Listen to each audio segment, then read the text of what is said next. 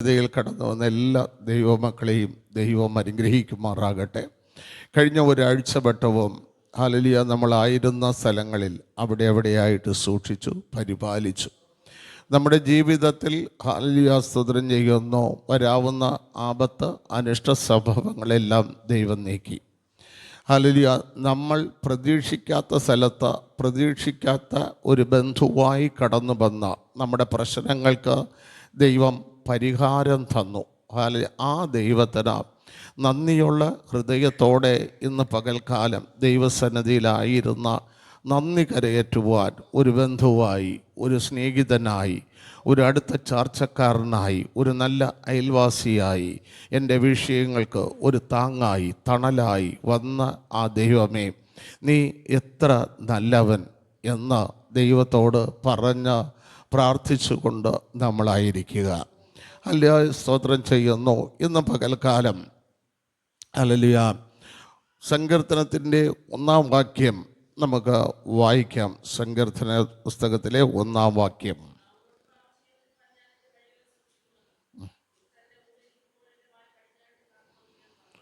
Hallelujah സ്തോത്രം ചെയ്യുന്നു. ഇവിടെ സങ്കീർത്തനക്കാരനായ ദാവീദ് പറയുകയാണ്, നാവുകൊണ്ട് പാപം ചെയ്യാതിരിക്കാൻ വഴിയെ സൂക്ഷിക്കണം. വഴി സൂക്ഷിക്കണം. അപ്പം നാവുകൊണ്ട് പാപം ചെയ്യുന്നതിന് കാരണം നമ്മുടെ ജീവിതത്തിൻ്റെ വഴികൾ. എന്താ ഈ വഴികൾ? വഴിയെന്ന് സങ്കീർത്തനക്കാരനായ ദാവീദ് ഉദ്ദേശിക്കുന്നത് എന്താണ്? നമ്മളിപ്പോൾ കടന്നു പോകുന്ന വഴിയാണോ? നമ്മുടെ യാത്ര ചെയ്യുന്ന വഴിയാണോ? അതോ മറ്റെന്തെങ്കിലും ദാവീദ് ഉദ്ദേശിക്കുന്നുണ്ടോ? ഹല്ലേലൂയ സ്തോത്രം.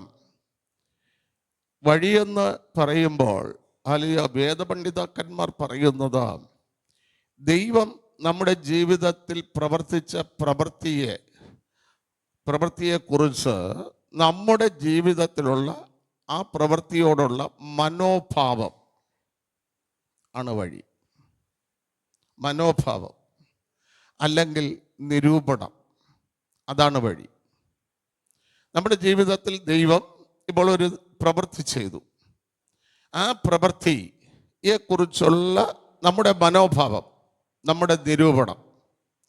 പലപ്പോഴും ദൈവം പറഞ്ഞിട്ടുണ്ട്, നിന്റെ കയ്യും നിന്റെ ബുദ്ധിയും നിന്റെ ധനവുമാണ് ഇതെല്ലാം ചെയ്തതെന്ന് നീ പറയരുത്.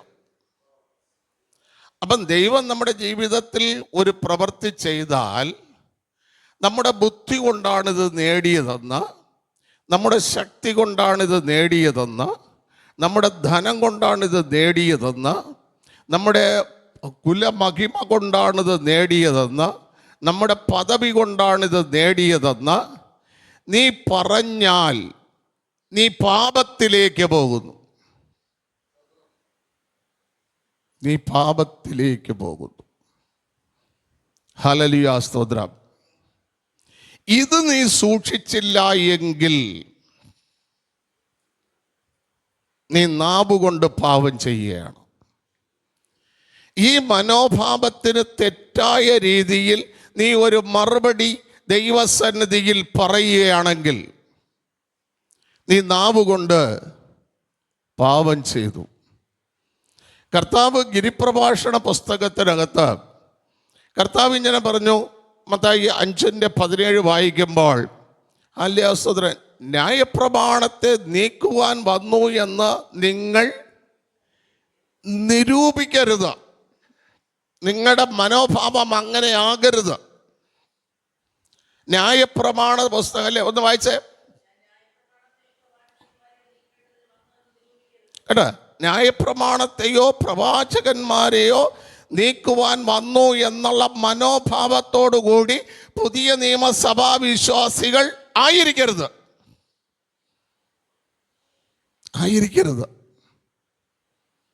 ഹല്ലേലൂയ സ്തോത്രം. ഞാനത് നിവർത്തിക്കാനാണ് വന്നത്, ഇത്തിരി കൂടെ കട്ടിയായിട്ട് നിവർത്തിക്കാൻ. നമുക്കറിയാം, കർത്താവ് മിസ്രൈമിൽ പഴയ നിയമം മുഴുവനും വാഗ്ദത്തമാണ്. എന്താ വാഗ്ദത്തം? അബ്രഹാമിന് തലമുറ ജനിക്കുന്നതിന് മുമ്പേ അവൻ്റെ 4 തലമുറക്കുള്ള കാര്യം എന്ത് ചെയ്തു? മുമ്പേ പറഞ്ഞു, വാഗ്ദത്തം. പക്ഷെ ഈ തലമുറ വന്ന് നിത്യതയിൽ പോകുമെന്ന് പറഞ്ഞില്ല. പറഞ്ഞോ? വാഗ്ദത്തം കൊടുക്കുമെന്ന് പറഞ്ഞു. ഹല്ലേലൂയ, സ്തോത്രം. യാക്കോബിനോട് പറഞ്ഞു, നീ ഹല്ലേലൂയ സ്തോത്രം, നീ കിടക്കുന്ന ഭൂമി നിനക്കും നിന്റെ തലമുറയ്ക്കും ഞാൻ ശാശ്വത അവകാശമായി തരും. എന്നാൽ യാക്കോബ് നിത്യതയിൽ പോകുമെന്ന്, എൻ്റെ മക്കൾ നിത്യതയിൽ എത്തുമെന്ന് പറഞ്ഞില്ല.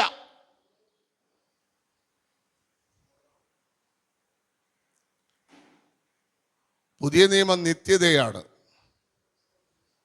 സ്വർഗരാജ്യത്തിൻ്റെ അവകാശി. ഹല്ലേലൂയ സ്തോത്രം. അതെന്തല്ല?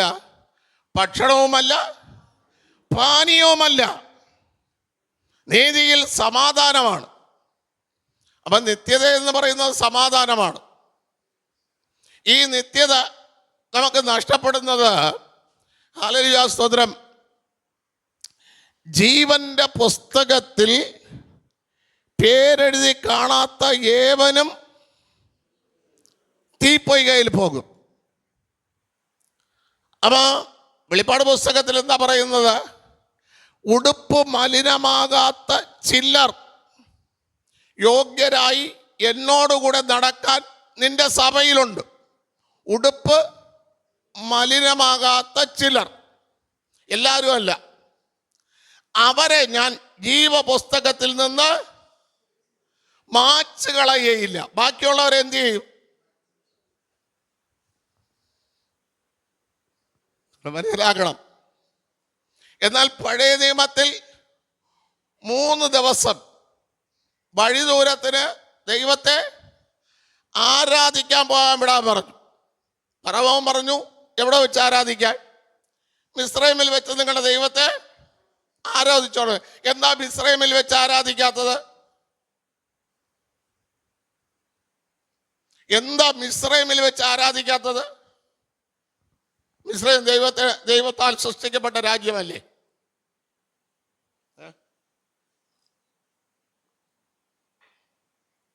മിസ്രൈം എന്ന് പറയുന്ന രാജ്യം അപ്പം ദൈവത്തിനുള്ളതല്ലേ? ദൈവത്താൽ സൃഷ്ടിക്കപ്പെട്ടതല്ലേ? ദൈവം വെള്ളത്തെ നീക്കി കരയാക്കി കൊടുത്തതല്ലേ?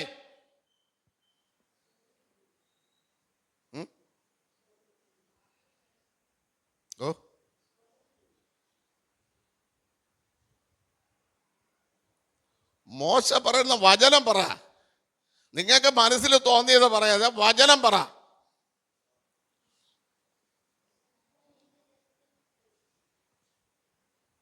പുറപ്പാട് പുസ്തകം 8-ാം അധ്യായം അതിൻ്റെ 26, 27, 28 വാക്യങ്ങൾ വായിക്കുമ്പോൾ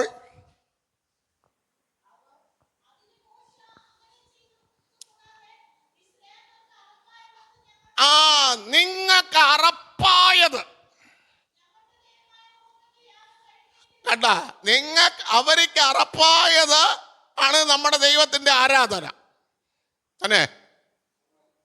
അവരുടെ 10 ദൈവങ്ങൾക്കും അറപ്പായതാണ് നമ്മുടെ ദൈവത്തിന്റെ ആരാധന. ആ ആരാധന അവരുടെ ഇടയിൽ വെച്ച് ഞങ്ങൾക്ക് ചെയ്യുന്നത് എങ്ങനെ?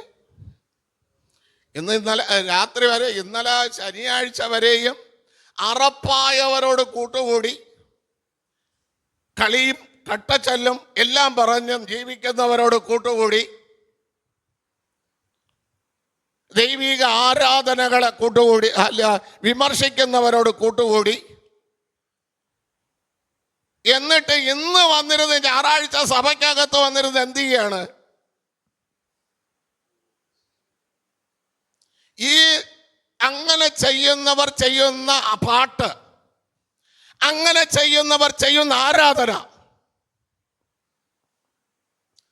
ദൈവത്തിന് അറപ്പാണോ? പറ. Praise the Lord. ദൈവത്തിന് അറപ്പാണോ അതോ ഇഷ്ടമാണോ? നിസ്സാരം അവൻ കാണത്തക്ക രീതിയിൽ ആരാധിച്ചാൽ ദൈവത്തിന് അറപ്പ്. ഇന്നലെ വരെ അല്ലെങ്കിൽ ശനിയാഴ്ച വൈകുന്നേരം വരെ അങ്ങനെയുള്ളവരുമായിട്ട് ചേർന്ന് നിന്നിട്ട് ദൈവസഭയിൽ ആരാധന.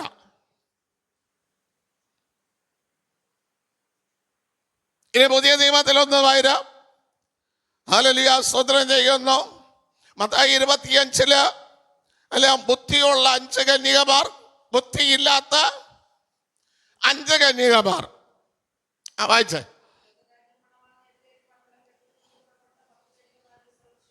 ആ ആ ആ ഉം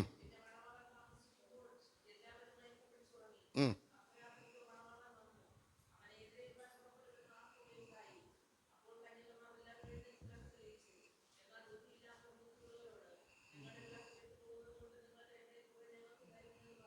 ഉം.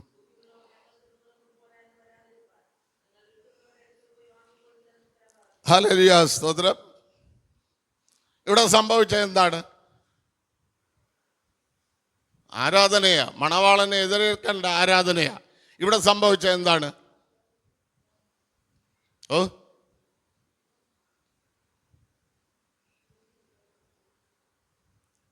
ഇവിടെ സംഭവിച്ചത് എന്താണ്? ഉറങ്ങിപ്പോയ്യ ആര്? എണ്ണയില്ലാതെ പോയി. ആ, ഇനി ഹല്ലേലൂയ, സ്തോത്രം. പറഞ്ഞേ. തുടക്കത്തിലെ ആരാധന പഴച്ചു. തുടക്കത്തിൽ പഴച്ചു. എന്താ തുടക്കത്തിൽ പഴച്ചത്? അവര് വിളക്കെടുത്തപ്പോ എണ്ണ എടുത്തില്ല. തുടക്കത്തിൽ ഇത് പഴച്ചു തന്നെ. ആരാധനയ്ക്ക് വരും, ചെയ്യേണ്ട കാര്യം തുടക്കത്തിൽ പഴച്ച്. ചെയ്യേണ്ട കാര്യം ചെയ്തിട്ട് ആരാധന നടത്തുക. തുടക്കത്തിൽ പഴച്ചു. എണ്ണ എടുത്തില്ല, വിളക്കെടുത്തു. എടുത്തിട്ട് വല്ല കാര്യമുണ്ടോ? നിന്റെ ആലയത്തിൽ ആഹാരം ഉണ്ടാകുന്നതിന് നീ നിന്റെ സകലതും ഭണ്ഡാരത്തിൽ കൊണ്ട് ഞാൻ കിളിവാതിൽ തുറന്ന് അത് ചെയ്യാതെ വന്നിരുന്ന് ആരാധിച്ചിട്ട് വല്ല കാര്യമുണ്ടോ? അത് ചെയ്താലല്ലേ കിളിവാതിൽ തുറക്കൂ. അത് ചെയ്യാതെ വന്നിരുന്നേ ആരാധിച്ചിട്ട് വല്ല കാര്യമുണ്ടോ? ഇവിടെ തുടക്കത്തിൽ പഴച്ചിട്ട് പിന്നെ കടന്നുകൊണ്ട് കൈയിട്ട് കാലിട്ട് അടിച്ചിട്ട് കാര്യമുണ്ടോ? ഉണ്ടാ? വിളക്കെടുത്തപ്പോ എണ്ണ എടുത്തില്ല. വിളക്ക് കത്തണമെങ്കിൽ എന്ത് വേണം? എണ്ണ വേണം. അതെടുത്തില്ല. 2, മണവാളൻ വരാൻ താമസിച്ച് എല്ലാവരും ഉറങ്ങി. 5 പേരുടെ ഉള്ള ഉറങ്ങിയില്ല, അവരുടെ കണ്ണുകൾ ഉറങ്ങി തന്നെ. എപ്പോഴും മണവാളന്റെ ചെറിയ സൗണ്ട് കേട്ടാലും ഉണരാൻ കണക്കിന് അവരെ ഉള്ളം എന്ത് ചെയ്തില്ല? മണവാളനോടുള്ള വരവിനെ വാഞ്ചിച്ചോണ്ടേയിരുന്നു. അവരെണീറ്റു. ഇവരെണീറ്റോ? ഇവര് താമസിച്ചു പോയി തന്നെ. ഇവർ എണീറ്റിട്ട് വിളക്കൊക്കെ എടുത്തു വന്നപ്പോ ഈ വിളക്കിനകത്ത് എണ്ണയില്ല. ഇവിടെ വിൽക്കണവരുണ്ടാ? പരിശുദ്ധാത്മാവിനെ വാങ്ങിക്കാൻ പോയി കൊടുക്കാൻ ആരെങ്കിലും ഉണ്ടാ? ഇവിടെ പരിശുദ്ധാത്മാവിനെ നൽകിയ ദൈവമല്ലേ വന്നത്. അവൻ്റെ അടുത്ത് വാങ്ങിക്കാതെ പിന്നെ വാങ്ങിക്കാൻ പോവാ ഈ ഭൂമിയിൽ ആരെങ്കിലും ഉണ്ടാ? അപ്പൊ സഭയിൽ താമസിച്ച് വരുന്നവർ പോവുമോ? രാജോണ്ട? പോവുക ഗീത സിസ്റ്റർ? ശിക്ഷ യാതിലാ കൂടുതൽ? പഴയ നിയമത്തിൽ 3 ദിവസം കഴിഞ്ഞിട്ട് ആരാധനയ്ക്ക് പോകാൻ ചെല്ലാൻ പറഞ്ഞിട്ട് 40 വർഷം കഴിഞ്ഞിട്ട് അന്ന് ജീവിച്ചിരുന്നവനല്ല എവിടെ പോയി? കനാൻ ദേശത്തിൽ കയറിയില്ലേ? ഇവിടെ താമസിച്ചവൻ എവിടെ കയറിയില്ല? ഇത്രയും കാലം ആരാധിച്ചത് വേസ്റ്റായ?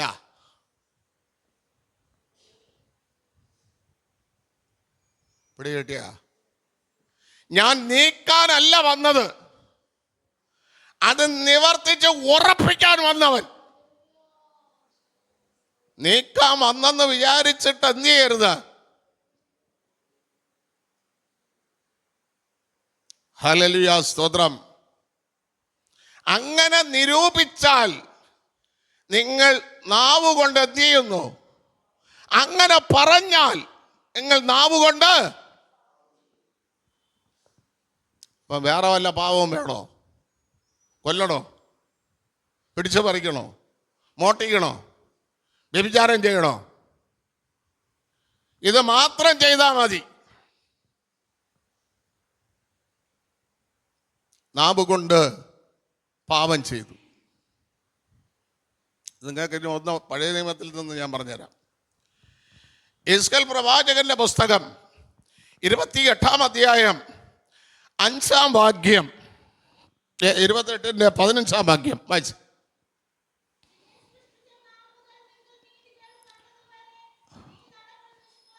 അല്ല, നിന്നെ സൃഷ്ടിച്ച നാൾ മുതൽ നമ്മളിൽ എപ്പോഴാണോ നീതികേട് കാണുന്നത്, നീതികേട് വന്നാൽ നമ്മളിൽ എന്ത് നഷ്ടപ്പെട്ടു? നിഷ്കളങ്കത്വം നഷ്ടപ്പെട്ടു. നിഷ്കളങ്കൻ എന്ത് പ്രാപിക്കും? ഹലോ, നിഷ്കളങ്കൻ എന്ത് പ്രാപിക്കും? നന്മ പ്രാപിക്കും. നന്മ നഷ്ടപ്പെട്ടതിന് കാര്യം മനസ്സിലായ? ജീവിതത്തിൽ നന്മ നഷ്ടപ്പെട്ടതിന് കാര്യം പിടികിട്ടിയ? നമ്മളിൽ നീതികേട് വന്നു. ഹല്ലേലൂയ, സ്തോത്രം. എന്നൊരു പാസ്റ്ററുമായിട്ട് സംസാരിക്കുമ്പോൾ പാസ്റ്റർ എന്നോട് പറയണ ഭയങ്കര ബുദ്ധിമുട്ടൊക്കെയാണ് പാസ്റ്റേ, ഞാൻ പലരെയും ഗൾഫിൽ പ്രാർത്ഥിച്ച് കുത്തിയിരുന്ന് പ്രാർത്ഥിച്ച് ഗൾഫിൽ അയച്ചു. അല്ല, ഉപവസിച്ചു അവൻ ഗൾഫിൽ പോകാൻ. പക്ഷേ അവൻ ഗൾഫിൽ പോയപ്പോൾ അല്ലെങ്കിൽ ഈ കൊച്ചു സഭ അവന് വേണ്ട, അവന് വലിയ സഭ മതി. എന്തിനാ അവനെ പ്രാർത്ഥിച്ച് ഗൾഫിൽ അയച്ചത്? വല്ല ഫലവും അവിടെ നിന്ന് കിട്ടും. ഇനി അടുത്ത പാസ്റ്റർ പറയുകയാണ്, പല വിവാഹങ്ങൾക്ക് ഞാൻ പ്രാർത്ഥിച്ചു. അല്ല, സ്തോത്രം ചെയ്യുന്ന പാസ്റ്റേ, അല്ല ആ പയ്യ ഇപ്പോൾ അല്ല ഒന്നുകിൽ പെൺകുട്ടികൾ ആ പറയും പോലെ കേട്ട് എന്നെയും എൻ്റെ സഭയും വെറുത്ത് ജീവിക്കുന്നു, അല്ലെങ്കിൽ പയ്യന്മാർ പറയും പോലെ കേട്ടിട്ട് പെൺകുട്ടികൾ സഭ വിട്ടെന്ത് ചെയ്യുന്നു? പോകുന്നു. നീതികേടായത്. ഹല്ലേലൂയ, സ്തോത്രം. ഞാൻ വിവാഹം അല്ല പല പെൺകുട്ടികളുടെയും വിവാഹത്തിന് മുന്നിൽ നിന്ന് നടക്കാൻ പറ്റാതെ അല്ല സ്ത്രീധന പ്രശ്നമായിട്ട് അല്ലെങ്കിൽ മറ്റു പ്രശ്നങ്ങളായിട്ട് മാറി നിന്ന വിവാഹങ്ങളെ ഞാൻ പറഞ്ഞ് യോജിപ്പിച്ചിട്ട് ചെയ്യുമ്പോൾ ആ പെൺകുട്ടിയുടെ പിതാവൊക്കെ ചോദിക്കുന്ന, പാസ്റ്റർ ഞാൻ എന്ത് തരണം പാസ്റ്റർക്ക് ഈ കല്യാണം നടത്തിയതാ? ഞാൻ അവരോട് പറയാറുണ്ട്, സ്നേഹത്തിൽ ഞാൻ വരുമ്പോൾ മുഖം കറുപ്പിക്കാതെ ഒരു ഗ്ലാസ് ചായ തരുന്നതാണ് ഏറ്റവും വലിയ പ്രതിഫലം. പക്ഷേ ഇന്ന് പലരും അടുത്തൂടെ പോയാൽ തിരിഞ്ഞു പോണ പലരുമുണ്ട്.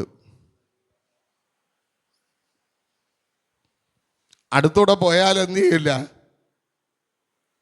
അപ്പം അങ്ങനെ കണ്ട സംസാരിക്കേണ്ടി വരും. Praise the Lord. തിരിഞ്ഞു പോണവരുണ്ട്. ഇതാ നീതികേട്.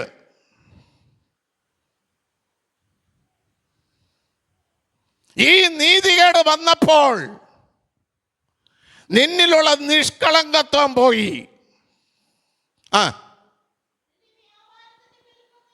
ആ കച്ചവടത്തിന്റെ പെരുപ്പം അവൻ എന്ത് ചെയ്താൽ മതി? ഹല്ലേലൂയ, സ്തോത്രം.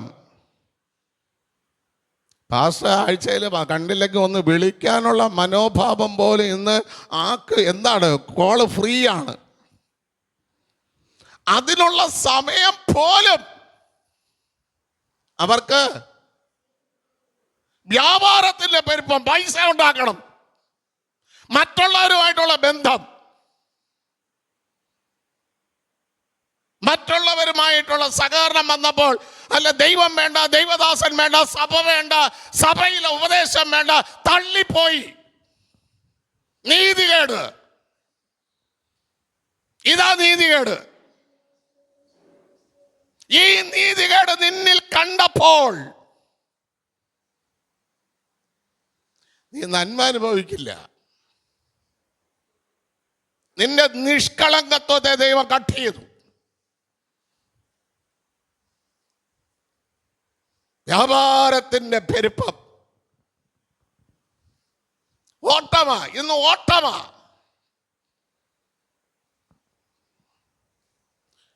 ആഴ്ചയിൽ ഒരു ദിവസമെങ്കിലും പാസ്റ്റർ കണ്ണിലെ ഒന്ന് വിളിക്കുന്ന എത്ര പേരുണ്ട്? അവനെ പോകാൻ പറ. ആ സമയം 5 മിനിറ്റൂടെ ഞാൻ എന്ത് ചെയ്യും? വേറെ എൻ്റെ കൂട്ടുകാരോട്, എൻ്റെ ബന്ധുക്കളോട്, എൻ്റെ ചാർച്ചക്കാരോട് ഞങ്ങൾ സംസാരിച്ച് ചിരിക്കും, അല്ലേ? നീതികേടാ.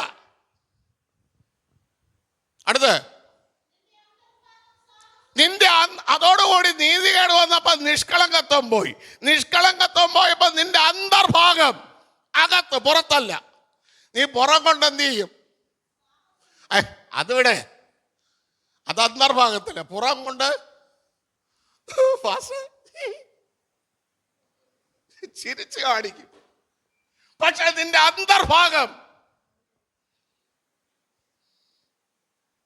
ഇത് മനസ്സിലാക്കാൻ കഴിവില്ലാത്തവനല്ല പാസ്. മനസ്സിലായ? ഇത് മനസ്സിലാക്കാൻ കഴിവില്ലാത്ത വ്യക്തിയല്ല. നിങ്ങൾ വിചാരിക്കും ആ പമ്പര വിട്ടി എന്നെ കുറിച്ച് എന്തറിഞ്ഞിട്ടാണ് അവൻ എനിക്ക് വേണ്ടി പ്രാർത്ഥിക്കുന്നത്? എൻ്റെ അന്തർഭാഗം എന്തറിഞ്ഞിട്ടാണ്? യൂദയെ കൊണ്ടു നടന്നത് അവൻ ഇത് ചെയ്യുമെന്ന് അറിഞ്ഞിട്ട് തന്നെയാണ്. ആണോ? അല്ലേ? അതുപോലെ തന്നെയാണ് ചില പാസ്റ്റർമാർ കൊണ്ടു നടക്കുക. ചിലരെ അവരന്തർഭാഗം സാഹസമെന്ന് അറിഞ്ഞിട്ടും, നീതികേടാണ് അവർ ചെയ്യുന്നതെന്ന് അറിഞ്ഞിട്ടും കൊണ്ട് നടക്കുന്നുണ്ട്. സാഹസം കൊണ്ട് നടന്നു. വായിച്ച നീ പാപം ചെയ്തു.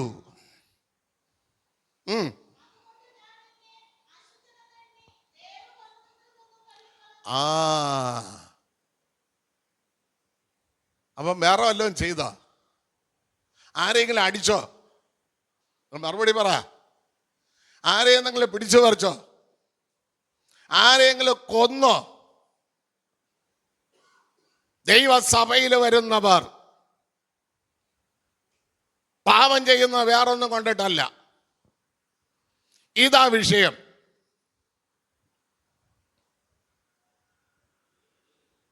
അന്തർഭാഗം സാഹസം കൊണ്ട് നിറയുന്നു, നീതികേട് ചെയ്യുന്നു. പ്രിയ ദൈവമക്കളെ, ഇന്ന് ഓരോരുത്തരും ചിന്തിക്കണം, നിങ്ങളുടെ ജീവിതത്തിനകത്ത് എന്തെല്ലാം നീതികേടുണ്ടെന്ന്.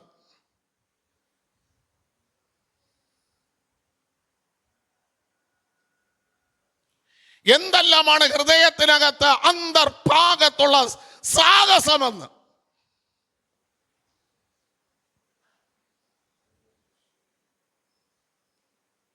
ഹല്ലേലൂയ. സ്തോത്രം. ഈ സഭയിൽ ഞായറാഴ്ച മാത്രം വരുന്നവരുണ്ട്, ഇല്ലേ? നിങ്ങൾ 6 ദിവസം ആരുമായിട്ടൊക്കെ ബന്ധം? ഒരു ദിവസം 2 ദിവസമെങ്കിലും പാസ്റ്ററോട് വിളിച്ച് ഒരു വചനം പറഞ്ഞ് പ്രാർത്ഥിക്കാൻ നിങ്ങൾ ആഗ്രഹിച്ചിട്ടുണ്ടോ? വീട്ടിൽ ഇരുന്ന ബന്ധുക്കളോട് എത്ര കാര്യങ്ങൾ പറഞ്ഞ് ഫോൺ വരുന്നവരോട് സംസാരിക്കും. അന്തർഭാഗം സാഹസം കൊണ്ട് നിറഞ്ഞിട്ടല്ലേ? നീതികേട് ചെയ്തിട്ടല്ലേ? നീതികേട് ഉരുവാക്കുന്നത് കൊണ്ടല്ലേ?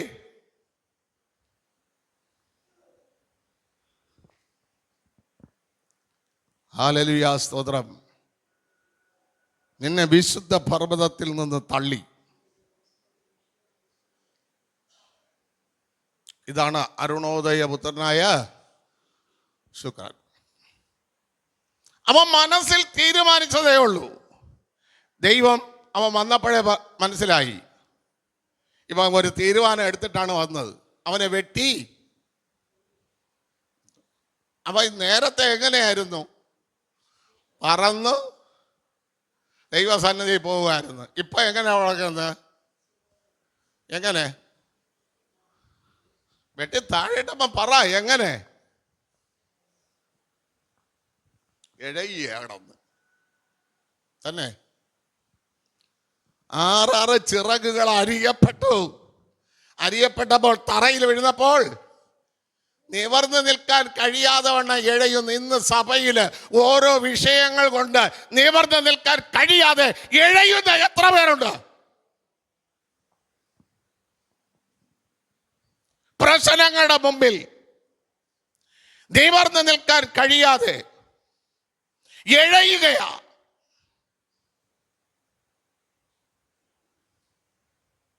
അതുകൊണ്ടാ ദൈവം പറഞ്ഞത് നീതികേടാ. പൗലൂസ് പറയുന്ന ഒരു കാര്യമുണ്ട്. റോമാലേഖനം 12-ാം അധ്യായം അതിന്റെ 3-ാം വാക്യം, ഭാവിക്കേണ്ടതിന് മീതെ ഭാവിച്ചുയരരുത്. ഞാൻ എന്തൊക്കെ ആണെന്നുള്ള ഭാവം, ഞാൻ എന്തോ ആണ് എന്ന ഭാവം വ്യക്തമായ ഒരു വാണിംഗ് പൗലോസ് കൊടുക്കുന്നത്.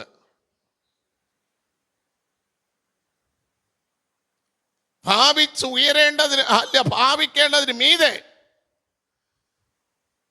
ഭാവിച്ച് ഉയരരുത്. നമ്മളൊക്കെ പറയുന്നൊരു കാര്യമുണ്ട്, അല്ല സ്തോത്രം ചെയ്യുന്നു. എൻ്റെ വീട്ടിൽ പ്രാർത്ഥിക്കാൻ വന്നൊരു പാസ്റ്റർ പറഞ്ഞു, അനാഥാലയത്തിലാണ് വളർന്നത്. പാസ്റ്റർ എവിടെ വളർന്നു? അനാഥാലയത്തിൽ. ജനിച്ചപ്പോഴേ അമ്മ മരിച്ചു. അപ്പൻ വേറെ വിവാഹം കഴിച്ചു. ഇവരെ നോക്കാൻ ആരുമില്ല. എടുത്തങ്ങോട്ട് എറിഞ്ഞ് ഇങ്ങോട്ട് എറിഞ്ഞ് 3 വയസ്സ് വരെ എന്ത് ചെയ്തു? അവിടെ കിടന്ന്. അതിനുശേഷം നേരെ അനാഥാലയത്തിൽ കൊണ്ടുപോയി അവിടെ വളർന്നു. വളർന്നു കഴിഞ്ഞപ്പോൾ ഒരു അമ്മയുടെ ജ്യേഷ്ഠത്തിക്ക് മക്കളില്ലാത്തത് കൊണ്ട് 4 സെൻറ്റ് തറയും വീടും ഈ അനാഥാലയത്തിൽ ജീവിച്ച മകന് കൊടുത്തു. ഹല്ലേലൂയ. അത് എന്ത് വീടാണ്? ഷീറ്റിട്ട വീട്. ഇദ്ദേഹം ആല്യാസ്ത്രം ചെയ്യുന്നു. ശുശ്രൂഷയിൽ കൂടെ മതിലൊക്കെ കെട്ടി വെച്ചു. അദ്ദേഹത്തിന് ഒരു പെണ്ണും പിടിക്കൂല. കാര്യം 4 സെൻറ്റ് തറയും വീടും.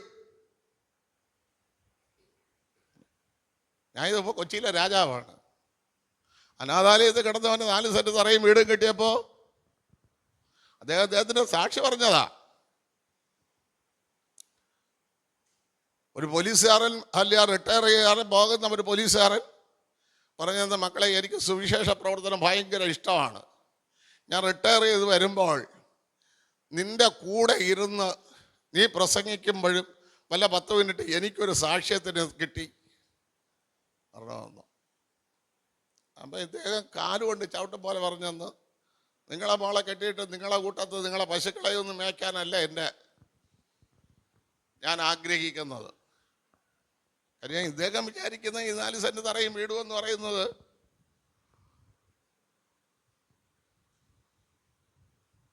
പെണ്ണ് കെട്ടി വീടും പോയി. അദ്ദേഹത്തിന് ഇഷ്ടപ്പെട്ട പെണ്ണൊക്കെ കെട്ടി വന്നപ്പോൾ എഴുന്നു പോയി, വീടും പോയി.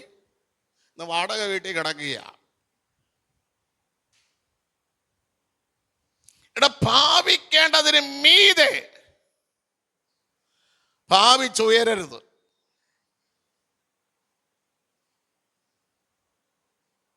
നമ്മളെ ആദ്യം നമ്മൾ മനസ്സിലാക്കണം, നമ്മൾ എന്താണെന്ന്. നമ്മൾ എന്താണെന്ന് മനസ്സിലാക്കണം. ഈ ലോകത്തിൽ ആശ്രയിക്കാതെ, ആരെയും ആശ്രയിക്കാതെ ആർക്കും ജീവിക്കാൻ കഴിയില്ല. കഴിയുമോ? ശിശുവായിരിക്കുമ്പോൾ അമ്മയപ്പന്മാരെ ആശ്രയിക്കും. ജ്ഞാനത്തിന് വേണ്ടി സാറന്മാരെ ആശ്രയിക്കും. ജ്ഞാനം കിട്ടി പഠിച്ചു വരുമ്പോൾ ഉദ്യോഗത്തിന് വേണ്ടി മേലധികാരികളെ ആശ്രയിക്കും. ഉദ്യോഗം കിട്ടി വരുന്ന കഴിയുമ്പോൾ, വിവാഹം കഴിയുമ്പോൾ, കുഞ്ഞ് ജനിക്കേണ്ടതിന് ഡോക്ടറെ ആശ്രയിക്കില്ലേ? കുഞ്ഞിന്റെ ഭാവിക്ക് വേണ്ടി വീണ്ടും സാറന്മാരെ ആശ്രയിക്കും. നല്ല വിവാഹത്തിന് വേണ്ടി ബ്രോക്കർമാരെ ആശ്രയിക്കും. വാർദ്ധക്യത്തിൽ തിരിച്ച് മക്കളെ ആശ്രയിക്കില്ലേ? ഇതാ ആശ്രയം, ഇതാ മനുഷ്യ ജീവിതം.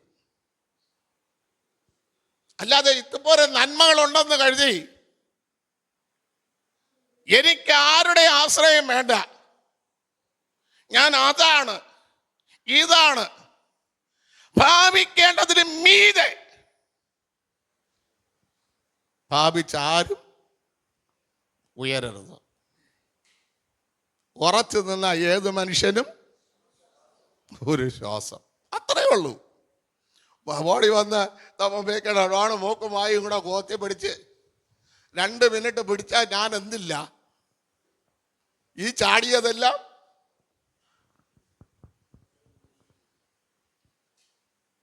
ഭാവിക്കേണ്ടതിന് മീതെ ഭാവിച്ചുയരരുത്. അടുത്ത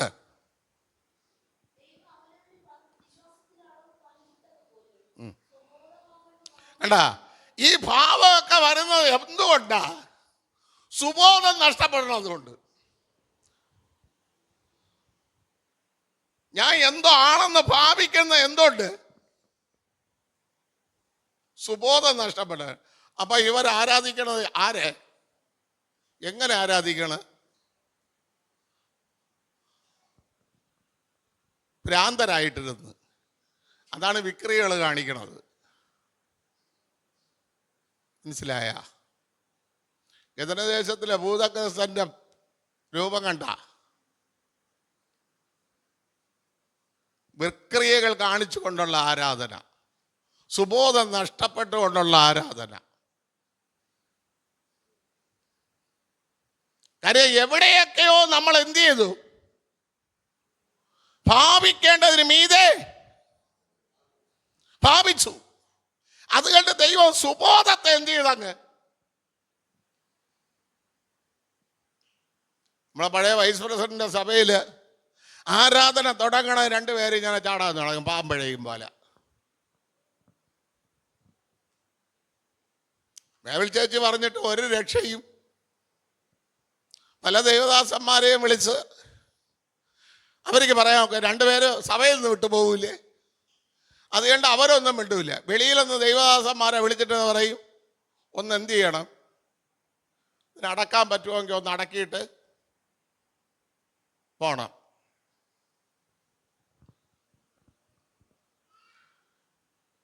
എന്നെയും വിളിച്ച്, സജിത്തെ മക്കളെ പറഞ്ഞേടാ ഒന്ന് സഭായോഗത്തിന് ഒന്ന് ഒതുക്കായി. ഞാൻ പ്രാർത്ഥിച്ചൊന്നുമില്ല. ഇവളെ ആടാൻ തുടങ്ങിയപ്പോൾ ഞാൻ പറഞ്ഞു, ഞാൻ ശല്യം കാണിക്കാതെ ഇറങ്ങി വെളിയിൽ എവിടെയെങ്കിലും പോകുന്നു പറഞ്ഞ് സഭ വിട്ട്. മറ്റുള്ളവർക്ക് ഒരു ഇടം ചെറുപ്പാവാതെ ഇവിടെ കിടന്ന് കണ്ട് ഡാടാ കളിക്കാതെ പോകുന്നു പറഞ്ഞ്. അപ്പം ചേച്ചി അവിടെ മിണ്ടാതിരുന്ന്, രത്നായം പാസ്റ്റർ മൗനമായിട്ടിരുന്നു. ഇവർ 2 പേരെയും ഇവളെ നോക്കി, ഇവർ 2 പേരും കൂടെ നോക്കി. നോക്കിയിട്ട് ഇവരൊന്നും മിണ്ടാറില്ല. കഴിച്ചിരുന്നോണ്ട് ചോദിച്ച്, പാസ്റ്റർക്കൊന്നും പറയാനില്ലേ? ആരെടുത്ത്? രത്നായം പാസ്റ്റർ എടുത്ത്. പാസ്റ്റർ മിണ്ടായിരുന്നു, ഇറങ്ങി അങ്ങ് പോയി.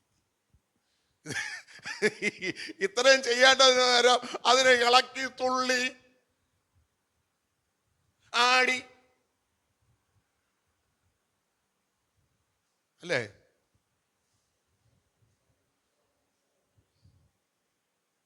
ഇവിടെ വചനം പഠിച്ചാൽ അറിയാം ഓരോരുത്തർ കാണിക്കുന്ന കോഷ്ടി എന്തുകൊണ്ടെന്ന്. സുബോധം നഷ്ടപ്പെട്ടതുകൊണ്ട്, സുബോധത്തെ ദൈവം എടുത്തതുകൊണ്ട്.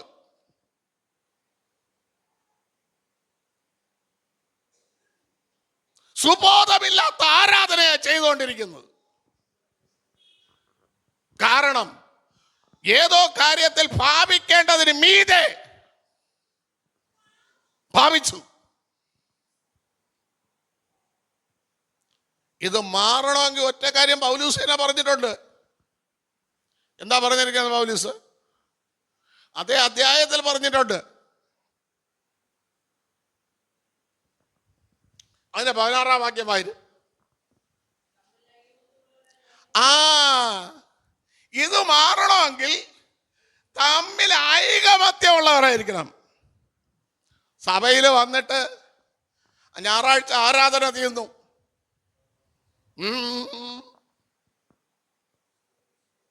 ബൈബിൾ എടുക്കുന്നു, സഹോദരിമാര് പാസ്റ്റർ ഭാര്യയെ കണ്ടിട്ട് ഒന്ന് കൈകൾ കൊടുത്ത് സഹോദരിമാരെ കൈ കൊടുത്ത്, ആണുങ്ങള് പാസ്റ്ററെ കണ്ട് കൈ ഒന്ന് കൊടുത്ത് അല്യാസത്ര സുഖാരിക്കണ പാസ്റ്റർ ഞങ്ങൾ പോട്ടെന്ന് പറഞ്ഞിട്ട് പോകാത്തവൻ എന്തോ വലിപ്പം പിടിച്ചോണ്ടാ,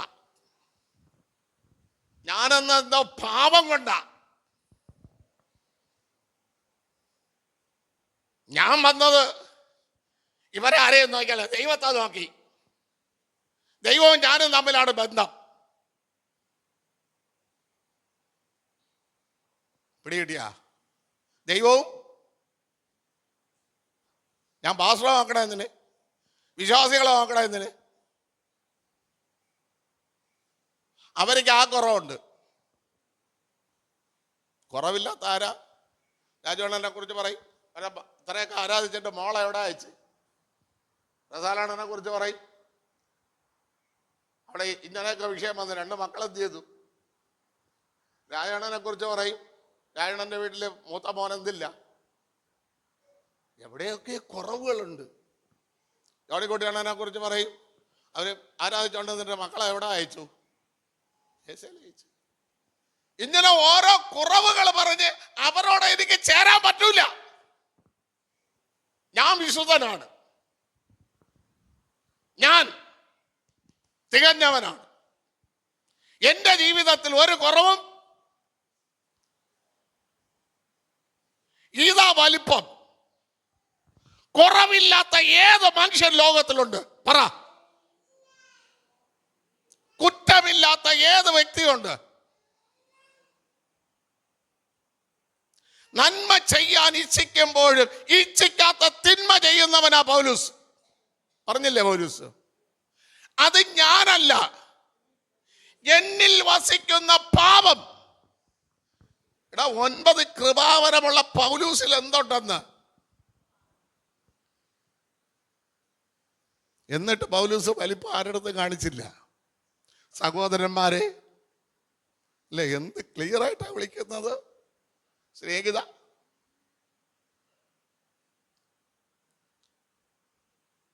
നിന്റെ സുബോധം നിനക്ക് തിരിച്ചു വരണമെങ്കിൽ നീ ഒന്നുമില്ല, നീ വെറും മനുഷ്യൻ. ഇത് മണ്ണിനോട് ചേരേണ്ട സാധനം. ഇതിനെ കൊണ്ടാണ് ഞാൻ നടക്കണത്. ഇത് അഴുവാനുള്ളതാണ് എന്ന് നീ സ്വയം ചിന്തിച്ച് വലിപ്പം കാണിക്കാതെ അടുത്ത വായിച്ച എളിയവരോട് ചേർന്നോളണം.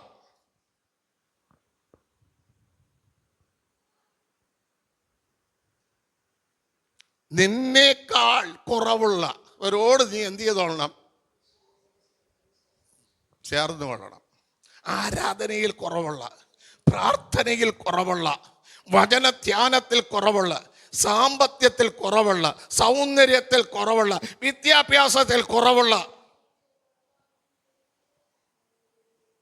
അവരോട് നീ ചേരണം.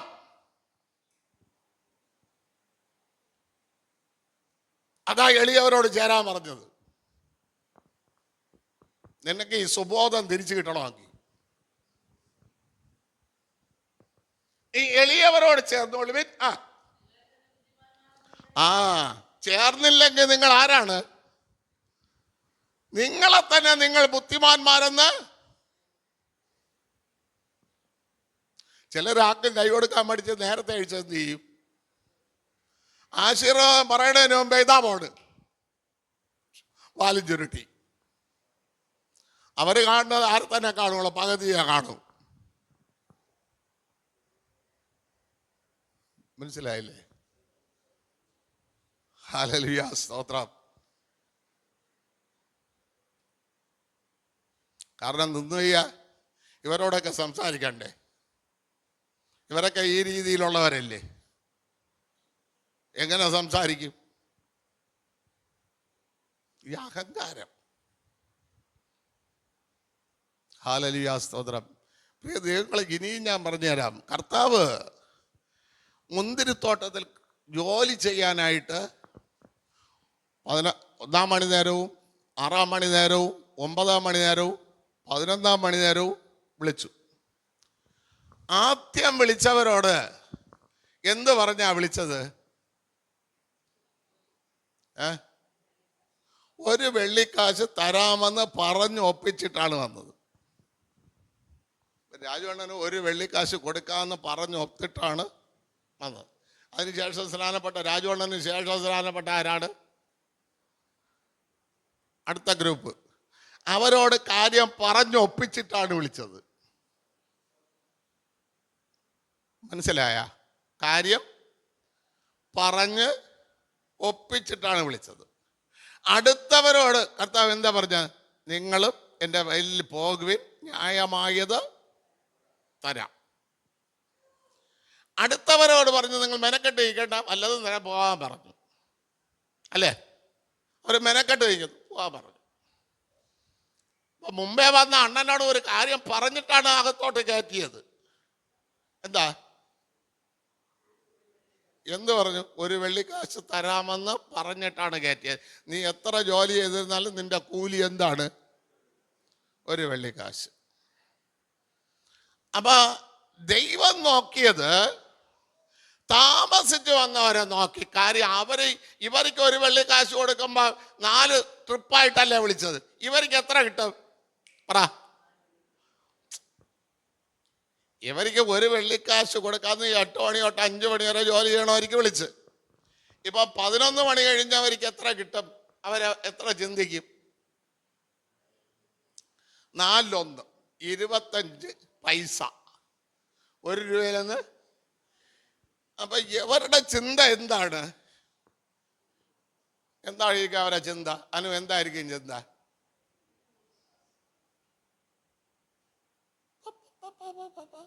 എന്തിനാ പെറുപിറുക്കണത്? അമ്മ ചെരിയടിക്കും പോലെ ഇത്രയും മാവേ ഉള്ളു, നാളെ പിള്ളേർക്കെല്ലാം ഓരോ കുറ്റി പുട്ടെങ്ങനെ കൊടുക്കും എന്നുള്ള അതേപോലെയാണ് ഇരുന്ന് പെറുപിറുക്കുന്നത്. ഞങ്ങൾക്ക് 25 പൈസ കിട്ടും. ഇത് കൊണ്ടുപോയി എൻ്റെ വീടെങ്ങനെ കഴിയും?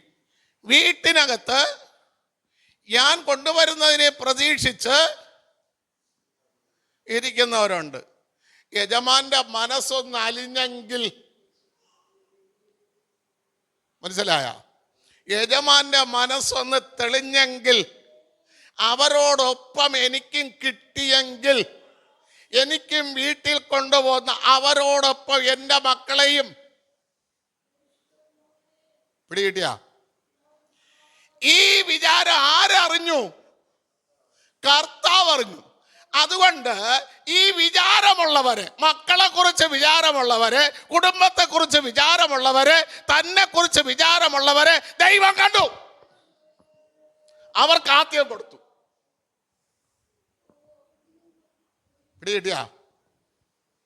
പിടികിട്ടിയ ജീസസേ? മറ്റൊരു സന്തോഷിച്ചിരിക്കുകയാണ്. എന്താണ്? എനിക്കൊരു വെള്ളിക്കാശ് കിട്ടും. ഒരു കാശിന് 2 കുരുകിലിനെ കിട്ടും, അല്ലേ? എൻ്റെ വീട്ടിൽ സമൃദ്ധിയായിട്ട് ഇറച്ചി. ഒരു കാശിന് 1 പറ അരി കിട്ടും. എൻ്റെ വീട്ടിൽ സമൃദ്ധിയായിട്ട്. അവർക്ക് വിചാരമില്ല, അവർക്ക് ഭാരമില്ല, അവർക്കൊന്നിനെ കുറിച്ച് ചിന്തയില്ല. കാര്യം എൻ്റെ വീട്ടിൽ എന്താകും? സമൃദ്ധി. ഹൃദയങ്ങളെ അറിയുന്നവൻ, ഹൃദയത്തിന്റെ ചിന്തകളെ അറിയുന്നവൻ, ഹൃദയത്തിന്റെ നിരൂപണം അറിയുന്നവൻ. മനസ്സിലായ? ഈ അറിയുന്ന കർത്താവ് എന്ത് ചെയ്തു? നീ പേടിക്കണ്ട. അപ്പൊ 50,000 വായിക്കുമ്പോൾ നിനക്ക് 10,000 കിട്ടണത്. പക്ഷെ നിനക്ക് സമൃദ്ധി തരാൻ ഞാൻ ഉണ്ട്. നിന്റെ ചിന്തകളെ മാറ്റിമറിക്കാൻ ഞാനുണ്ട്. നിന്റെ ചിന്തകൾക്ക് പരിഹാരം തരാൻ ഞാനുണ്ട്.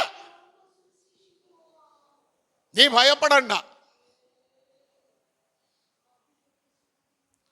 പൈസ ഉള്ളവന്റെ ചിന്ത ഇതാ, ഞാനൊന്നിനും പേടിക്കണ്ട, എനിക്ക് എല്ലാം സമൃദ്ധി, എനിക്കെല്ലാം സമൃദ്ധി. പക്ഷേ എളിയവരെ ദൈവം അറിയും. നിന്റെ വിചാരം ദൈവം അറിയും. നിന്റെ ഹൃദയത്തിലെ നിരൂപണം ദൈവം അറിയും. അതറിഞ്ഞിട്ട് അതിന് ആദ്യത്തെ പരിഹാരം ഇവിടെയാണ് പാവം. അല്ല, കർത്താവല്ലേ ഈ 4 കൂട്ടരെയും വിളിച്ചത്? ആണോ പ്രിയ ദൈവങ്ങളെ? നിങ്ങളെന്താ ഒന്നും മിണ്ടാതിരിക്കണ? കാറ്റ് പെയ്യ ബലൂണ് പോലെ. അതോ നിങ്ങളെ തന്നെ നിങ്ങൾ ശോധന ചെയ്തുകൊണ്ടിരിക്കുകയാണോ? എങ്കിൽ ഒന്ന് ഉറച്ച് ദൈവത്തോട് പറ, കർത്താവേ ഞാൻ സമ്മതിക്കുന്നു എന്ന്. ഹല്ലേലൂയ, സ്തോത്രം. സമ്പത്തുള്ളവനെയും സമ്പത്തില്ലാത്തവരെയും ദൈവം തന്നെയാണ് സഭയിൽ കൊണ്ടുവന്നത്. അതാണ് യാക്കോബ് പറഞ്ഞു, മോടിയുള്ള വസ്ത്രം ധരിച്ചൊരുത്തൻ വന്നാൽ അവനെ നിങ്ങൾ സുഖിയ എന്ന് പറയരുത്. സമ്പത്തുള്ളവന്റെ രീതിയിൽ നടത്താനുള്ളതല്ല സഭ. സഭയ്ക്കൊരു ചട്ടക്കൂടമുണ്ട്, സഭയ്ക്കൊരു ക്രമമുണ്ട്. അതനുസരിച്ച് നടത്താനുള്ളതാണ് സഭ. അല്ലാതെ സമ്പത്തുള്ളവൻ പറയും പോലെ അല്യാസ്തത്രം ചെയ്യുന്ന പാസ്റ്റർ നട്ടനും വളഞ്ഞ് ഇങ്ങനെ നിന്നും കൊണ്ട് എന്ന് പറയാനുള്ളതല്ല സഭ. ദൈവത്തിനൊരു നിയമമുണ്ട്. ആ നിയമം നടപ്പാക്കാനുള്ളതാണ് സഭ. 4 പേരെയും കൊണ്ടുവന്നതും ദൈവം തന്നെ. പക്ഷെ 4 പേരുടെയും ചിന്ത 4 രീതിയായിരുന്നു. ഇതിൽ ഏത് ചിന്തയാണ് ദൈവഹിതമായ ചിന്ത വന്ന് അവനെ ആദ്യം ദൈവം പരിഗണിച്ചു. പിടികിട്ടിയ? ഹല്ലേലൂയ, സ്തോത്രം ചെയ്യുന്നു. പ്രിയ ദൈവമക്കളെ, ഇത് നിങ്ങൾ ഓർത്തോളണം. ഇന്ന് സഭയ്ക്കകത്ത് ജനം വരുന്നുണ്ട്. കർത്താവ് ഒരിക്കൽ തൻ്റെ അടുക്കൽ വന്ന ജനത്തോട് പറഞ്ഞ ഒരു കാര്യം കൂടെ പറഞ്ഞ സങ്കീർത്തനം ഞാൻ വിരമിക്കാം. നിങ്ങൾ എല്ലാവരും ദഹനശക്തി കുറഞ്ഞവരായിട്ടിരിക്കുകയാണ്. പാസ് ഇത് എന്തൊക്കെയാണ് ഓരോ ആഴ്ചയിലും ഞങ്ങളായിട്ട് ഓരോന്ന് പറഞ്ഞിട്ട് ഭയപ്പെടുന്നത്. അല്ലാതെ പൗലൂസ് പറഞ്ഞോ, എൻ്റെ ലേഖനങ്ങൾ വായിച്ചാൽ നിങ്ങൾക്കറിയാം എന്ത്.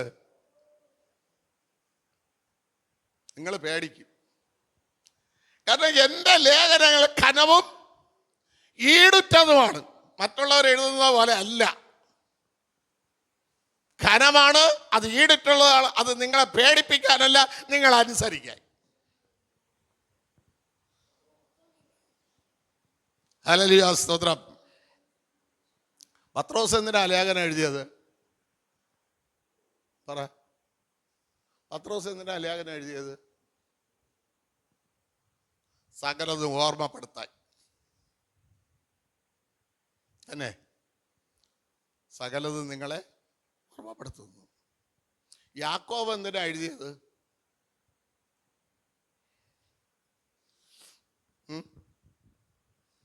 യാക്കോബ് എന്തിനാ? സ്തോത്രം. യാക്കോബ് നാവിനെ കുറിച്ചാണ് കൂടുതൽ പറയണത്. അത് കണ്ട് എന്ത് ചെയ്യണമെന്നാണ് യാക്കോബ് പറയണത്? വായിക്കണ്ട. ഹല്ലേലൂയ, സ്തോത്രം. ഒരുവനെ കാണാൻ പോയാൽ അവിടെ നിന്ന് കറ പറ്റാതെ തിരിച്ചു വരണമെങ്കിൽ നാവ് സൂക്ഷിക്കണം. പറഞ്ഞ 1:27 വാക്യം. ഒരുവനെ നിങ്ങൾ കാണാൻ പോയാൽ, ഒന്ന് വായിച്ചോ.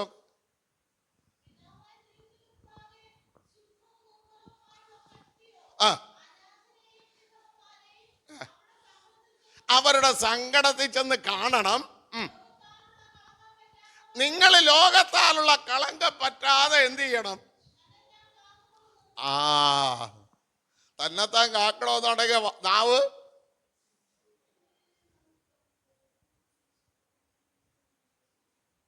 26-ാം വാക്യത്തിൽ അത് വ്യക്തമായി പറഞ്ഞു അല്ലേ?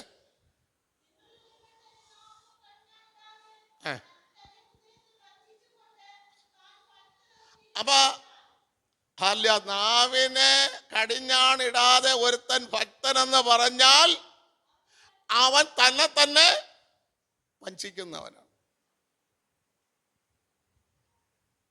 ഇതൊക്കെ ഓർമ്മപ്പെടുത്താനാ യാക്കോബ് എഴുതിയത്. യൂദ എന്തിനാ എഴുതിയത്? പറ. യൂദ ലേഖനം എഴുതിയ എന്തിനാ? നമുക്കൊരു ഒരു അധികാരം തന്നിട്ട് അധികാരം സൂക്ഷിച്ചില്ലെങ്കിൽ നമ്മൾ ചങ്ങലയിലാവും. നമുക്ക് തന്ന അധികാരം നമ്മൾ സൂക്ഷിക്കണം.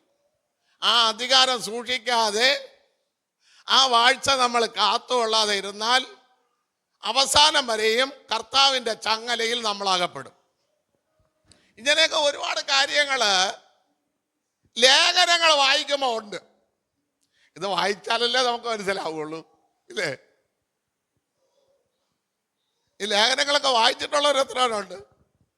എല്ലാവരും വായിച്ചവരാണ്. ഇപ്പൊ കൈ വെക്കൂല. കൊട്ടെ സ്തോത്രം.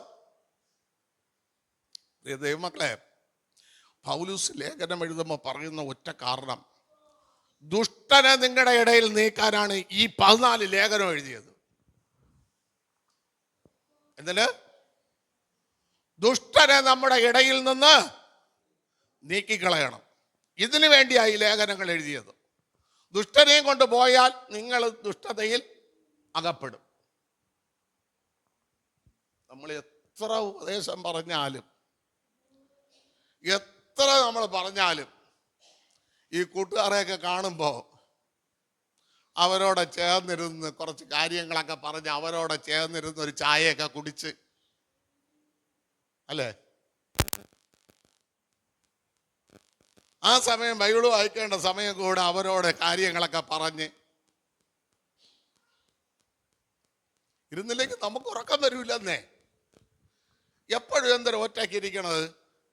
എൻ്റെ കർത്താവ് ഒരു ദിവസം മുഴുവനും ഒറ്റയ്ക്കിരുന്ന് പ്രാർത്ഥിച്ചിട്ടാണ് ഈ 12 എണ്ണത്തെ തെരഞ്ഞെടുത്തത്. എന്നിട്ട് ഒരുത്തായി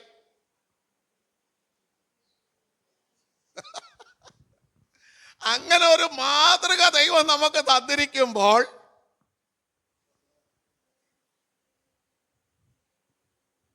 മനസ്സിലാക്കണം.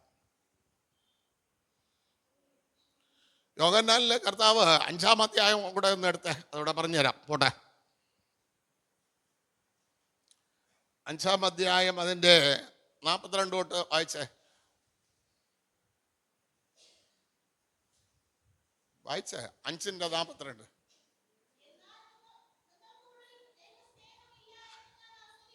നിങ്ങളുടെ ഉള്ളിൽ ദൈവ സ്നേഹമില്ല എന്ന് ഞാൻ അറിയുന്നു.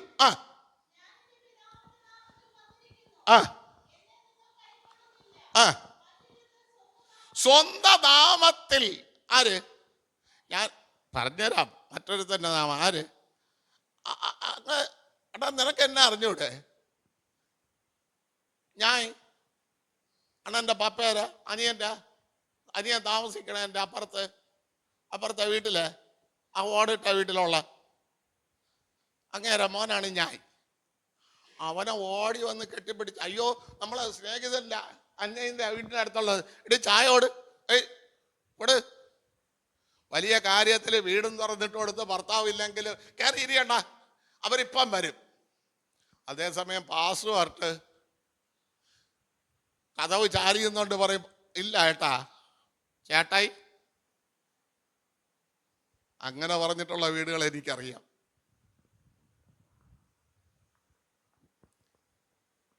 പിടികിട്ടിയാ?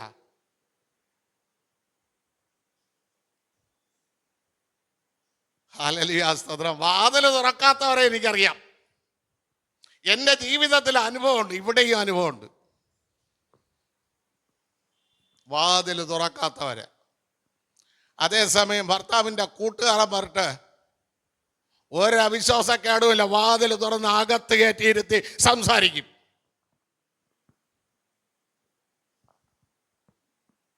സ്വന്തം നാമത്തിൽ വന്നാൽ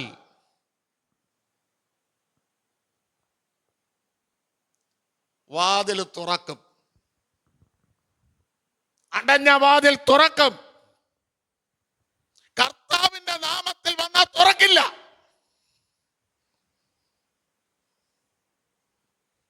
ഹല്ലേലൂയ, സ്തോത്രം. അതിനർത്ഥം ഇവരുടെ ഉള്ളിനകത്ത് എന്തില്ല രാജോണ? ദൈവസ്നേഹമില്ല. ഈ കാണുപോലെ അല്ലെന്നേ മനുഷ്യരെ ഹൃദയം ദൈവത്തിന് നന്നായിട്ട് അറിയാം. നീ ഒന്ന് ബൈബിള് നോക്കി പഠി. പിന്നെ പ്രവാചകന്മാരെ ഒന്നും വിളിക്കണ്ട, ഒന്ന് ഫോൺ ചെയ്ത് ചോര് അങ്ങോട്ട് വരാൻ വേണ്ടി. അയ്യോ അവരില്ല കേട്ടാ, ഇന്ന്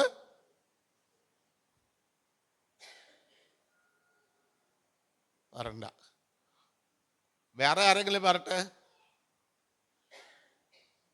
ചേട്ടാ ഇല്ലെങ്കിലും കുഴപ്പമില്ല, ഞാൻ ഇവിടെ ഉണ്ട്, തുറന്നു തരാം വാതില്.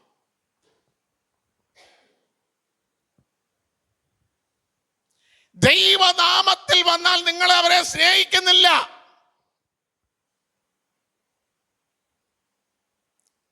നിങ്ങളുടെ ഉള്ളിനകത്ത് ദൈവ സ്നേഹമില്ല.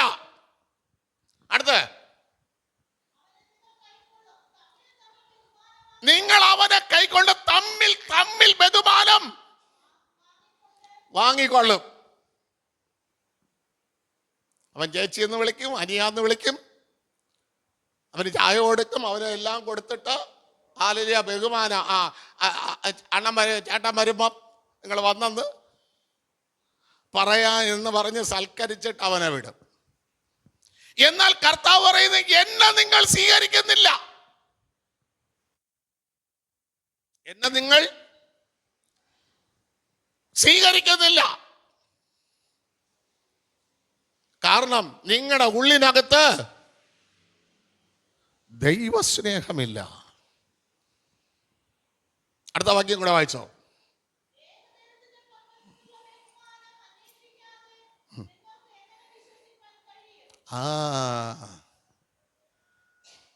ഏക ദൈവത്തിൽ നിന്നുള്ള ബഹുമാനം ഇച്ഛിക്കാതെ, അന്വേഷിക്കാതെ നിങ്ങൾക്ക് എങ്ങനെ ദൈവത്തെ വിശ്വസിക്കാൻ കഴിയും?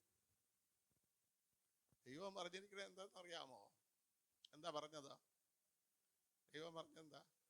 എൻ്റെ നാമത്തിൽ വരുന്നവൻ അനുഗ്രഹിക്കപ്പെട്ടവൻ എന്ന് പറയുവോളം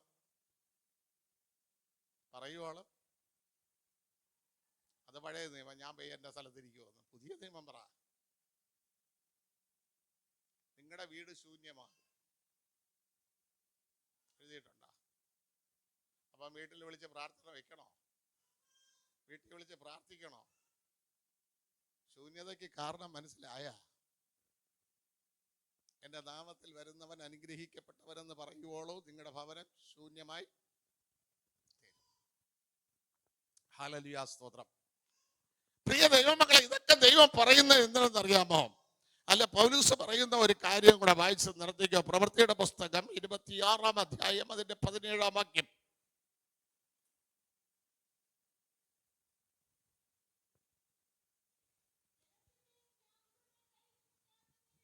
കണ്ട, നിങ്ങളെ രക്ഷിക്കാൻ ജനത്തിന്റെ കയ്യിൽ നിന്ന്, ജാതികളുടെ കയ്യിൽ നിന്ന് നിങ്ങളെ രക്ഷിക്കാൻ ദൈവത്തിന് ആഗ്രഹമുണ്ട്. അതുകൊണ്ടാണ് ദൈവം ഇതൊക്കെ എന്ത് ചെയ്യുന്നത്, നമ്മളോട് പറയുന്നത്. ജനത്തിൻ്റെ കയ്യിൽ നിന്നും ജാതികളും ഒരു ചിന്തിക്കുകയാണ് ഇവൻ എങ്ങനെ തള്ളിയിടാമെന്ന്. ഇന്ന് അങ്ങനെയല്ലേ? ഇപ്പം തന്നെ 4-ാം തീയതി 5-ാം തീയതി എന്താ ഓണം, 2 പ്രസംഗങ്ങൾ എടുത്ത് ഭയങ്കര പോരാട്ടമാണ്. എന്താ വല്ലതും കണ്ടിട്ടുണ്ടോ വാർത്തയിലും എല്ലാം കണ്ട? സുഫി എന്ന് പറയുന്ന ഒരു ടീച്ചർ പറഞ്ഞു, നമ്മുടെ മതത്തിലുള്ളവർ ഓണം ആഘോഷിക്കേണ്ട കാര്യമല്ല, അത് ഹിന്ദുക്കളുടെ ഓണമാണ്, അത് കണ്ടെത്തിയരുത്, മുസ്ലിങ്ങൾ ഓണം ആഘോഷിക്കേണ്ട നമ്മുടെ കുഞ്ഞുങ്ങളെ വെക്കണമെന്ന് അറബി സ്കൂളിൽ അവർ പറഞ്ഞു. ഇത് ആരോ മൊബൈലിലെടുത്ത് വൈറലാക്കി. അപ്പോൾ അത് വിഷയമായി. അടുത്ത് നമ്മളെ രാജു മെത്ര പാസ്റ്റർ പറഞ്ഞു, അസുര ദൈവ രാജാവായിരിക്കുന്ന മഹാബലിയുടെ ഉത്സവമാണ് ഓണം. അതുകൊണ്ട് എന്ത് ചെയ്യാൻ പാടില്ല? വിശ്വസിച്ച് വേർപെട്ട് ജീവിക്കുന്നവർ ഈ ആഘോഷത്തിൽ ഇതും വൈറലാക്കി. ഇപ്പം സോഷ്യൽ മീഡിയ കിടന്ന് അങ്ങോട്ടും ഇങ്ങോട്ടും പരസ്പരം ആടുകയാണ്.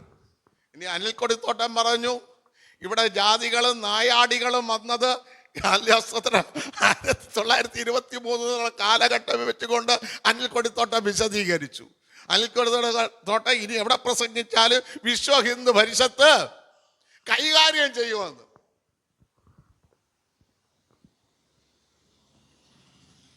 ഹല്ലേലൂയ, സ്തോത്രം. ഇങ്ങനെ ജാതികളിൽ നിന്ന് നിങ്ങളെ രക്ഷിക്കണോ? ഈ ജനത്തിൽ നിന്ന് നിങ്ങളെ രക്ഷിക്കണമോ? എങ്കിൽ നിങ്ങൾ ദൈവസ്നേഹത്തിൽ ആകണം. ഓണം ആഘോഷിക്കാതിരിക്കട്ടെ. ഓണത്തിൻ്റെ ഉത്സവം മഹാബലി പറഞ്ഞത് തന്നെ. എന്നാണ് ഇത് ദേശീയ ഉത്സവമാക്കി മാറ്റിയത്? എന്ത്? ഇതുപോലെ ഹിന്ദുക്കൾക്ക് പോലും അറിഞ്ഞൂടല്ല. ആരിതിനെ ദേശീയ ഉത്സവമാക്കി മാറ്റി? ഇത് ഹിന്ദുക്കൾക്ക് അറിയില്ലെന്നേ. പെട്ടെന്നാണുള്ള ഓണം ദേശീയ ഉത്സവമാക്കി പ്രഖ്യാപിച്ചു 1961. ആക്കുകയാണെങ്കിൽ ആഘോഷിക്കേണ്ട അത്രേ ഉള്ളൂ. ഒരു ദേശീയ ഉത്സവം. അതിനെന്തിനാ ഈ കിടന്ന് പിടിവലി കൂടുന്നത്? ഹല്ലേലൂയ, സ്തോത്രം. എന്തിനാന്ന് ചോദിച്ചാൽ അവരവർക്ക് ഇപ്പം മീഡിയക്കാർ എന്തിനാ ഇതെടുത്തിട്ടുള്ളത്? 1 മണിക്കൂർ അത് അനിൽ കൊടിത്തോടത്തെ വിശ്വ പരിഷത്ത് കൈകാര്യം ചെയ്യുമെന്ന് പറഞ്ഞത് 1 മണിക്കൂർ കൊണ്ട് 32,000 പേര് കണ്ടിരിക്കുകയാണ്. യൂട്യൂബിലൊന്ന് പൈസ അവർക്ക് കിട്ടും. അതിനുവേണ്ടി അവരത് ചെയ്തത്. രാജു മെത്ര പാസ്റ്ററുടെ പ്രസംഗം 1 മണിക്കൂർ കൊണ്ട് 1,16,000 പേര് കണ്ടിരിക്കണം. അവർക്ക് പൈസ കിട്ടും. ഇത്രയും കട്ട് ചെയ്തെടുത്ത് ഇട്ടുകൊടുത്താൽ. എടാ, അവർക്ക് പണം ഉണ്ടാക്കാൻ നീ എന്തിനാ ചെന്ന് വിഴുന്നു കൊടുക്കണം?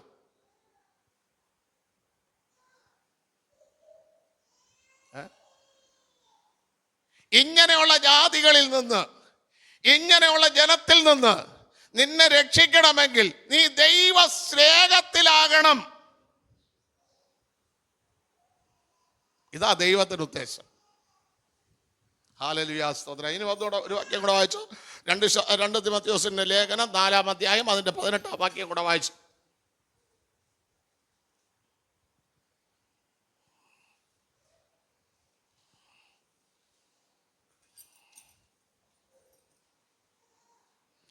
തിമോഥെയോസ് 4:18 കണ്ട. കർത്താവ് എന്നെ എന്തിൽ നിന്ന് വിടിവിക്കും? സകല ദുഷ്പ്രവൃത്തിയിൽ നിന്ന് വിടുവിക്കും. നമ്മളിത് അനുസരിക്കുന്നവരാണെങ്കിൽ, നമ്മളിത് പാലിക്കുന്നവരാണെങ്കിൽ, ഏതൊക്കെ ദുഷ്പ്രവൃത്തി നിന്നെ തേടി വരുന്നോ അതിൽ നിന്നൊക്കെയും കർത്താവ് നിന്നെ വിടുവിക്കും. മനസ്സിലായ പ്രിയ ദൈവമക്കളെ? ഇത് ദുഷ്ടലോകമാണ്. ഇവിടെ എന്തേ ഉള്ളൂ? ദുഷ്പ്രവൃത്തിയെ ഉള്ളൂ. ഇവിടുന്ന് നമ്മളെ ദൈവം വിടുവിക്കണമെങ്കിൽ കർത്താവിൻ്റെ സ്നേഹത്തിൽ നമ്മളാകണം. കർത്താവിന് ബഹുമാനം കൊടുക്കണം. കർത്താവിലോട്ട് നമ്മളാകണം. അതിന് സുബോധം നമുക്ക് വേണം. സുബോധം വളരെ ഭാവിക്കേണ്ടതിന് മീതെ ഭാവിച്ചുയരരുത്. ഹല്ലേലൂയ, സ്തോത്രം. അവന് കർത്താവ് ഹല്ലേലൂയ സ്തോത്രം ചെയ്യുമെന്ന് ഭാവിച്ചുയർന്നെങ്കിൽ ഈ സ്വാതന്ത്ര്യം വല്ലതും നമുക്ക് കിട്ടുമോ? ഞാൻ ദൈവപുത്രനാണ്, ഞാൻ ഇപ്പം താഴോട്ടൊന്നും പോണില്ല, ഞാൻ ഇവിടെ തന്നെ ഇരിക്കും, വേറെ ആരെയെങ്കിലും പറഞ്ഞ് വിടെന്ന് പറഞ്ഞ് കർത്താവ് ഇങ്ങനെ തൻ്റെ വലിപ്പം, തൻ്റെ മഹിമ, തൻ്റെ സാന്നിധ്യം ഇത് പറഞ്ഞുകൊണ്ടിരുന്നെങ്കിൽ നമുക്ക് എന്തെങ്കിലും സ്വാതന്ത്ര്യം കിട്ടുമായിരുന്നോ? അപ്പം നമ്മളും താഴോട്ട് ഇറങ്ങണം.